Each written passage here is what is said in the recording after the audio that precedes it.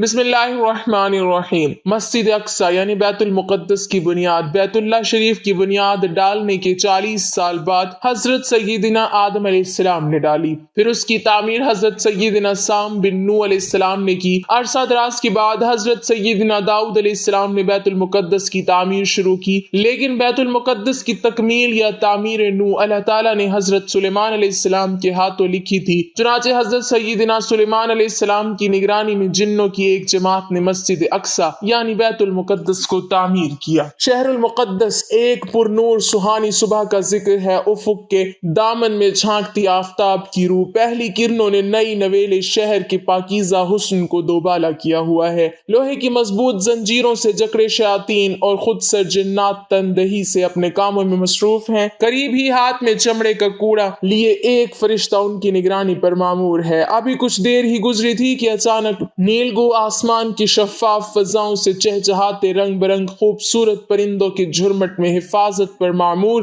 جنات کے ایک بڑے لشکر کے ساتھ رنگ و نور سے مزین شاہانہ انداز میں تخت سلیمانی جلوہ گر ہوا۔ پیغمبرانہ مصروفیات کے سبب اس مرتبہ وقفہ ذرا طویل ہو گیا تھا۔ شیاطین و جنات نے حضرت سلیمان علیہ السلام کو اپنے درمیان دیکھا تو ان کے کام میں مزید تیزی آ گئی۔ آپ علیہ السلام نے تعمیراتی کام کا جائزہ لیا اور اندازہ لگایا کہ تعمیر و تجدید کا بنیادی کام پایہ تکمیل کو پہنچ چکا ہے، جبکہ آرائش و زیبائش کا کام جاری ہے۔ آپ علیہ السلام نے اطمینان اور خوشی کا اظہار کرتے ہوئے اللہ تعالیٰ کے حضور شکرانے کے کلمات ادا کیے اور بیت المقدس میں کھڑے ہو کر دعائیں کی۔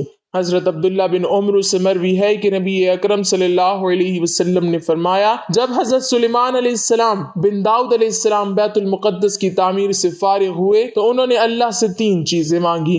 اول، میں جو فیصلہ کروں وہ تیرے فیصلے کے مطابق ہو۔ دوم، مجھے ایسی حکومت دے کہ میرے بعد پھر ویسی حکومت کسی کو نہ ملے۔ سوم، جو کوئی اس مسجد میں صرف نماز کے ارادے سے آئے وہ اپنے گناہوں سے ایسا پاک ہو جائے جیسے اس دن تھا جب اس کی ماں نے اسے جنا تھا۔ نبی اکرم صلی اللہ علیہ وسلم نے فرمایا، 2 چیزیں تو اللہ تعالیٰ نے حضرت سلیمان علیہ السلام کو عطا فرمائیں، مجھے امید ہے کہ تیسری بھی عطا کی گئی ہوگی۔ اسماعیل صدی مفسر قرآن و حدیث کی روایت میں یہ بھی ہے کہ بیت المقدس کی تعمیر مکمل ہونے پر حضرت سلیمان علیہ السلام نے 12,000 گائے، بیل اور 20,000 بکریوں کی قربانی کر کے دعوت عام کی اور اللہ کا شکر ادا کرتے ہوئے عرض کیا، اے میرے پروردگار، جو شخص اس مسجد میں داخل ہو میں اس کے لیے تجھ سے 5 چیزیں مانگتا ہوں۔ ایک یہ کہ جو گنہگار توبہ کرنے کے لیے مسجد میں آئے اس کی توبہ قبول فرما کر گناہ معاف فرما دے۔ دوسری یہ کہ جو شخص کسی خوف و خطرے سے بچنے کے لیے مسجد میں آئے تو اسے امن دے کر خطرات سے نجات دلا دے۔ تیسری یہ کہ جو بیمار شخص اس مسجد میں داخل ہو اسے شفا عطا فرما۔ چوتھی یہ کہ جو فقیر اس میں داخل ہو اسے غنی کر دے، اور 5ویں یہ کہ جو شخص اس میں داخل ہو جب تک وہ اس میں رہے تو اپنی نظر عنایت و رحمت اس پر رکھ، بجز اس شخص کے جو کسی ظلم یا کفر کے کام میں مشغول ہو۔ بیت المقدس سے مراد مبارک اور پاکیزہ گھر ہے۔ عبرانی زبان میں اسے یروشلم اور عربی زبان میں القدس کہتے ہیں۔ القدس سے مکہ مکرمہ کا فاصلہ تقریباً 1300 کلومیٹر ہے۔ یہ مسلمانوں کا قبلہ اول رہا ہے اور 2 ہجری مطابق 624 عیسوی تک مسلمان بیت المقدس کی طرف رخ کر کے نماز پڑھتے رہے ہیں۔ بیت المقدس پہاڑیوں پر آباد ہے۔ انہی پہاڑی سلسلوں میں سے ایک پہاڑی کا نام کوہ سہون ہے، جس کے نام پر یہودیوں کی آل تنظیم تحریک صہیونیت قائم کی گئی۔ سب سے پہلے حضرت یعقوب علیہ السلام نے وحی الہی کے مطابق مسجد بیت المقدس کی بنیاد رکھی۔ حضرت یعقوب علیہ السلام کا دوسرا نام اسرائیل تھا، اسی نسبت سے آپ کی اولاد بنی اسرائیل کہلائی۔ 916 قبل مسیح میں حضرت سلیمان علیہ السلام نے مسجد اور شہر کی تعمیر و تجدید کروائی۔ یہی وجہ ہے کہ یہودی مسجد بیت المقدس کو ہیکل سلیمانی کہتے ہیں۔ 586 قبل مسیح میں ملک بابل یعنی عراق کے بادشاہ بخت نصر نے اس خوبصورت شہر کی اینٹ سے اینٹ بجا دی اور 1 لاکھ یہودیوں کو غلام بنا کر عراق لے گیا۔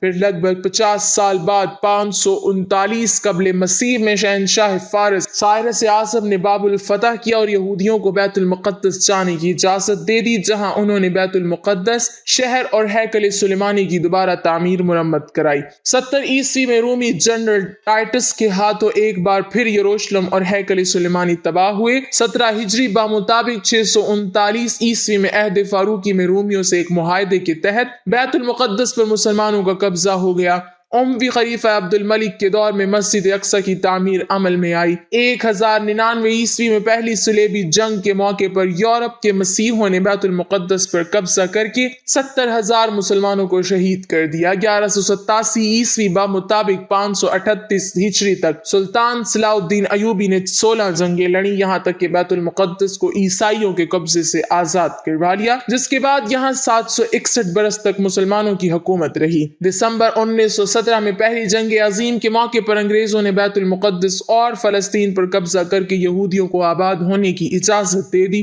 نومبر 1947 میں اقوام متحدہ کی جنرل اسمبلی نے یہود و نصارہ کے گٹھ جوڑ سے ایک سازش کے تحت اس علاقے کو فلسطین، عرب اور یہودیوں میں تقسیم کر دیا۔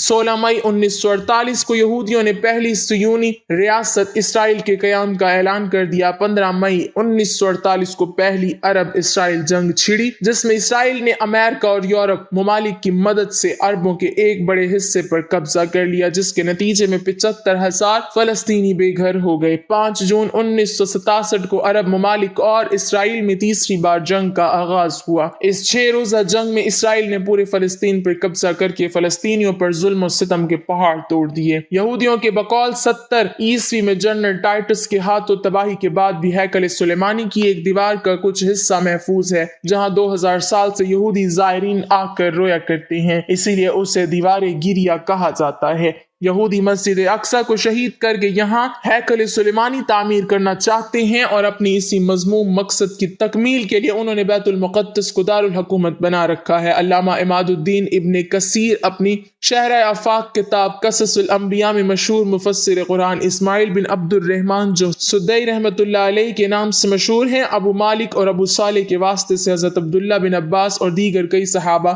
رضوان اللہ علیہم اجمعین سے ایک واقعہ نقل کرتے ہیں کہ حضرت سلیمان علیہ السلام بیت المقدس میں کئی ماہ تنہائی میں بسر کرتے تھے۔ وہ اپنا کھانا وغیرہ بھی ساتھ رکھا کرتے تھے۔ آپ کی وفات کے آثار اس طرح شروع ہوئے کہ صبح جب اٹھتے تو بیت المقدس میں کوئی پودا لگا ہوتا، آپ علیہ السلام اس سے پوچھتے تیرا کیا نام ہے، وہ بتا دیتا، پھر سوال کرتے تو صرف درخت ہے یا کسی دوا کے لیے اگایا گیا ہے، عرض کرتا کہ فلاں دوا کے لیے، تو آپ علیہ السلام اسے اسی دوا میں استعمال کروا لیتے۔ ایک مرتبہ آپ علیہ السلام نے ایک نیا پودا لگا دیکھا تو اس سے پوچھا تیرا نام کیا ہے، عرض کیا خروبہ یعنی خرابی و ویرانی، میرے اگنے سے اب اس گھر کی ویرانی ہے۔ پھر آپ علیہ السلام نے پوچھا کس گھر کی، عرض کیا بیت المقدس کی خرابی و ویرانی کے لیے ہوں۔ آپ علیہ السلام نے فرمایا یہ کیسے ہو سکتا ہے کہ میں ابھی زندہ ہوں اور اللہ پاک اس بیت المقدس کو ویران فرما دے، لہٰذا اب میری موت کا وقت قریب معلوم ہوتا ہے اور تیرے چہرے پر میری ہلاکت اور بیت المقدس کی ویرانی لکھی ہوئی ہے۔ پھر آپ علیہ السلام نے اس پودے کو اکھاڑ کر اپنے ایک باغ میں لگا دیا، پھر محراب میں داخل ہوئے اور اپنے عصا کے ساتھ ٹیک لگا کر نماز پڑھنے لگے اور اسی حالت میں وفات پا گئے۔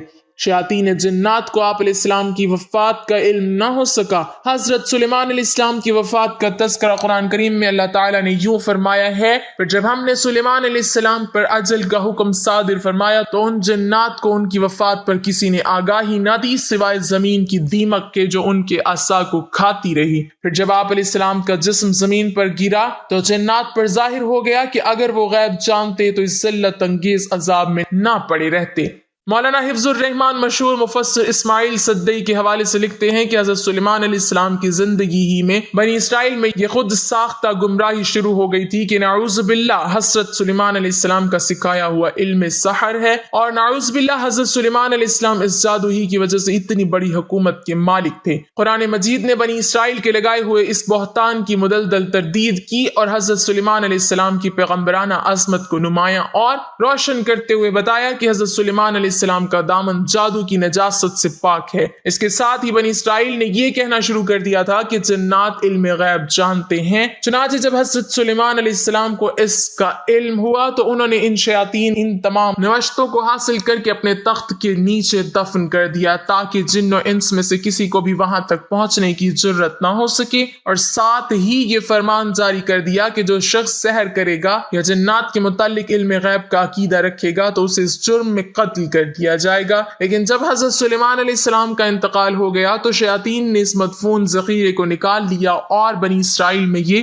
خود ساختہ عقیدہ عام کر دیا کہ نعوذ باللہ جادو کا یہ علم حضرت سلیمان علیہ السلام کا علم ہے اور وہ اسی سے جن و انس و ہوش و طیور اور ہوا پر حکومت کرتے تھے۔ اس طرح ان شیاطین نے جادو کو پھر بنی اسرائیل میں رائج کر دیا۔ ڈاکٹر اسرار احمد تحریر فرماتے ہیں کہ حضرت سلیمان علیہ السلام جنات کی نگرانی کے لیے اپنے عصا کے سہارے کھڑے تھے کہ آپ علیہ السلام کی روح قبض ہو گئی، مگر آپ علیہ السلام کا جسد مبارک اسی طرح کھڑا رہا، یہاں تک کہ دیمک نے آپ علیہ السلام کی لاٹھی کو کھوکھلا کر دیا۔ اس دوران جنات آپ علیہ السلام کی وفات سے بے خبر کام میں مصروف عمل رہے، وہ یہی سمجھتے رہے کہ آپ علیہ السلام ان کی نگرانی کر رہی ہیں۔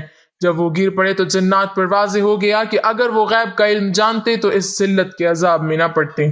مولانا احمد رضا خان بریلوی کنز الایمان میں بیان فرماتے ہیں کہ حضرت سلیمان علیہ السلام نے بارگاہ خداوندی میں دعا کی تھی کہ ان کی وفات کا حال جنات پر ظاہر نہ ہو تاکہ انسانوں کو معلوم ہو جائے کہ جن غیب نہیں جانتے۔ پھر آپ علیہ السلام محراب میں داخل ہوئے اور حسب عادت نماز کے لیے اپنے عصا پر ٹیک لگا کر کھڑے ہو گئے۔ جنات حسب دستور آپ علیہ السلام کی خدمت میں مصروف رہے اور یہ سمجھتے رہے کہ آپ علیہ السلام زندہ ہیں۔ آپ علیہ السلام کا عرصہ دراز تک اس حالت میں رہنا ان کے لیے حیرت کا باعث نہیں ہوا، کیونکہ وہ بارہا دیکھتے تھے کہ آپ علیہ السلام 1 ماہ 2 ماہ یا اس سے بھی زیادہ عرصے تک عبادت میں مصروف رہتے تھے، حتیٰ کہ پورے 1 سال تک جنات کو آپ علیہ السلام کی وفات کا علم نہ ہو سکا۔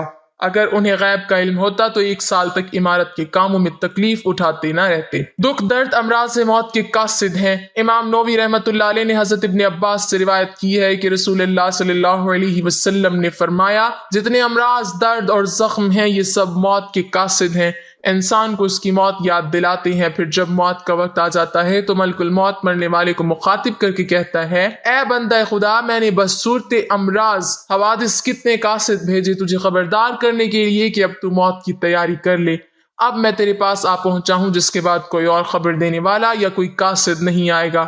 اب تو اپنے رب کے حکم کو لا محالہ جانے گا، خواہ خوشی سے ہو یا مجبوری سے۔ ابو داؤد شریف میں حضرت اسامہ سے مروی ہے کہ حضرت سلیمان بن داؤد علیہ السلام نے ملک الموت سے کہا کہ جب تیرا ارادہ میری روح قبض کرنے کا ہو تو مجھے اس کے متعلق پہلے سے بتا دینا۔ ملک الموت نے کہا، ایسا نہیں ہو سکتا کہ میں آپ کو اس سے آگاہ کر سکوں، کیونکہ جب موت کا دن آ جاتا ہے تو مجھے کتاب دی جاتی ہے جس میں مرنے والوں کے نام درج ہوتے ہیں۔ دراصل ملک الموت کسی کی موت کا وقت پہلے سے نہیں جانتے جب تک کہ اسے حکم نہ دیا جائے کہ فلاں کی روح قبض کر لو۔ حضرت عبد الرحمن بن زید سے مروی ہے کہ حضرت سلیمان علیہ السلام کے پاس ملک الموت آئے اور کہا کہ مجھے آپ کی روح قبض کرنے کا حکم ملا ہے، اب آپ علیہ السلام کے پاس چند گھڑیاں ہیں۔